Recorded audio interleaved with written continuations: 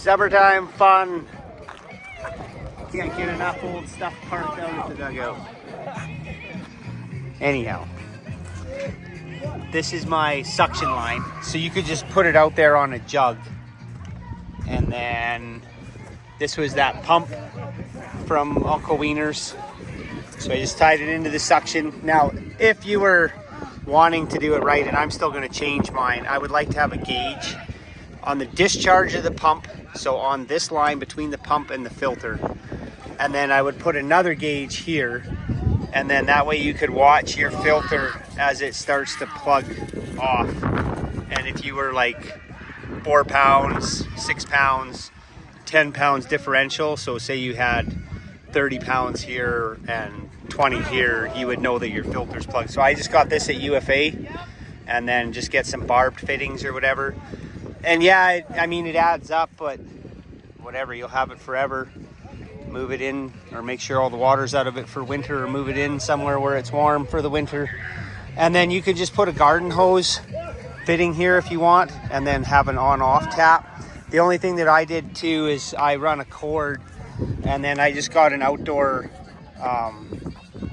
timer, and then it's got 2 extra pins up there, and then I'm running it for 5 hours at night, from 12 o'clock till 5 a.m.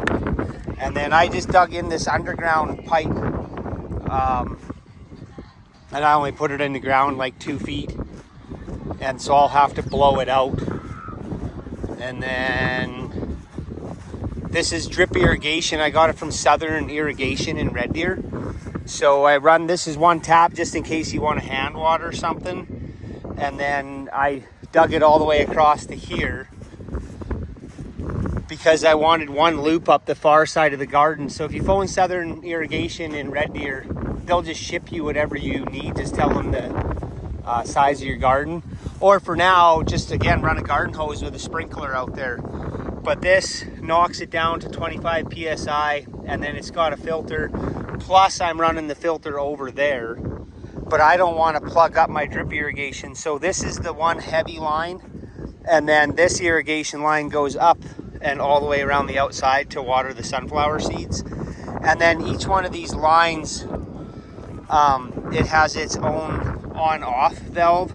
So say your potatoes needed watering, but your onions didn't, you could shut that drip line off. And these are them little drip ports there. So them are what I was worried about plugging, because once you ever plugged your drip irrigation, it would suck. But again, if you're just running, and then the only reason why I put these rows this far apart is just for rotivating. So, and then the plan is I made a little bit of a map, and then I'll just number each one of these hoses, and then they'll match my little handmade map. So I'll roll them up in the fall, and then next year I'll just unroll them again, and away you go. So again, you could do it all with a garden hose. You don't need to underground trench anything. And if you wanted to piece together drip irrigation year by year, I think to do this garden, it was $1,000 for the drip irrigation and all of the fittings. So yeah, that was a lot, and I get that not everybody wants to do that. So you can start off with that system over there, spend a couple $100 on that, run your garden hose and sprinkler for a couple of years, and then if you want, you can start piecing together some irrigation, and then away you go, type of thing. Hopefully this helps somebody, and hope you have a good rest of the summer, and take care.